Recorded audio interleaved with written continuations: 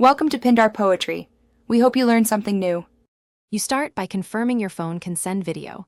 Check its spec for MHL, DisplayPort Alt Mode, or Miracast support. Once confirmed, pick the matching adapter or cable, USB-C to HDMI for most Androids, Lightning to HDMI for older iPhones, or a wireless dongle for Miracast/AirPlay.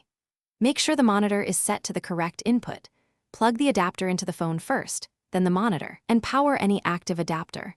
This order prevents handshake errors and speeds detection. Once connected, set the monitor to the right input and confirm resolution capabilities like 1080p or 4K. This avoids scaling artifacts. On your phone, enable screen mirroring or external display mode. Android may show a notification. iPhone uses AirPlay or the Lightning adapter automatically.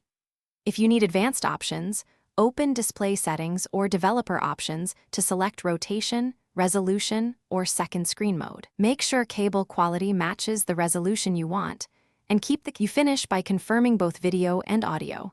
Set audio output to the monitor, HDMI, or back to the phone in sound settings so sound follows the picture.